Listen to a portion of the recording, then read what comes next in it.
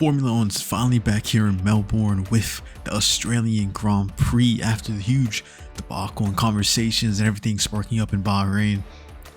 It was in question who had the fastest car. Mercedes were heavily linked, or were sandbagging during practice, and that was 100% the case. They were amazing out there during qualifying. Obviously, by miles ahead, the fastest car. I think George's pole was 6 tenths ahead of Leclerc's and Hadjar's. So huge for George Russell. This could be the year he becomes world champion if the Mercedes sticks out to be the fastest car in the grid. So important to them from there. This is how the grid is going to look like with George Russell P1, Antonelli P2, a nice little 1-2 from Mercedes. It's been heavily rumored and linked that they were going to be the fastest car on the grid. Ferrari were looking really good as well. And then of course the McLarens were, heavily, not favored as the 1-2 main teams. And then Red Bull, you have there with Hadjar performing amazing out there, his debut in the Red Bull. So great for him. And then you had amazing from the Racing Bulls. I mean, Lawson and Lindblad, what was it? 8 and 9. So huge from them. Lindblad with his first ever, qualifying in F1. Lawson getting up there, his best move was getting out of that Red Bull seat. He was more kicked out, but that really saved his career, and he probably wouldn't have a spot in F1 this year if they didn't make the change. Audi with Bortoleto and Hulkenberg, that's what you want to see. I think those two are really talented drivers, and they can 100% do some good this season, the Audi. And then you have the Haas with Berman and Ocon, P12 and P13. And you have Gasly, Albon, Colapinto, and then you have, the Aston Martin. They did make it out of Q3, so that's a positive note. It's still in question whether or not they're going to actually finish the race tomorrow. And then you have the Cadillac drivers getting ahead of Lance Stroll and Sainz, and of course Verstappen with that crash during Q1 in qualifying. So crazy with that there. And this trophy, I just had to show it. I think it's probably my favorite F1 trophy. I really liked the Monza's a few years ago, but they changed it, so I'm not a huge fan of that. But man, this trophy is just amazing. You want to win the Australian Grand Prix just for the trophy itself. But some estimates that Mercedes could have an advantage of a second per lap tomorrow. That's mind-blowing.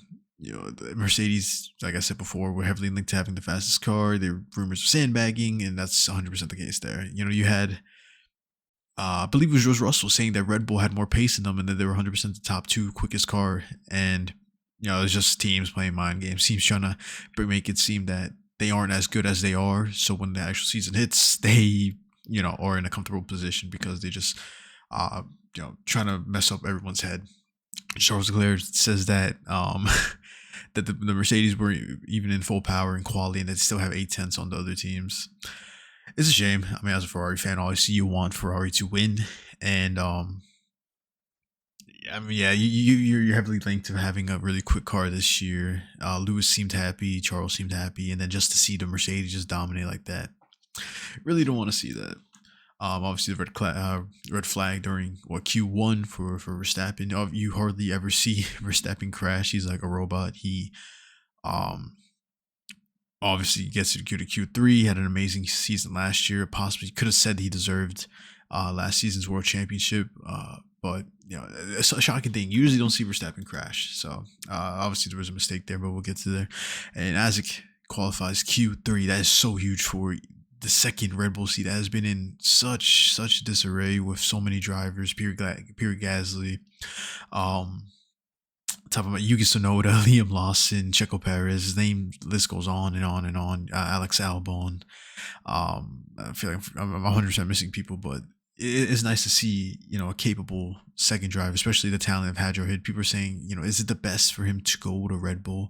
The Red Bull's been built for Max since the day he's joined, so it's hard for other drivers to try to, I guess, get used to that car when it's just built for somebody else. And it's amazing to see Hadjar. He's such a talented driver. Props to him. Verstappen says I'm not enjoying it at all. Obviously, he's been complaining about this season's regulations so far, but he does say that. But like I said, I don't care where I qualify, whether it was on the front or where I am now. In terms of emotion, feeling is completely empty. So, I mean, I wouldn't be surprised if Verstappen does a crazy thing and makes it towards, a podium position. Who knows? He's, the level Max is. The reason behind Max's crash, though, was a software issue causing too much battery regeneration in the rear.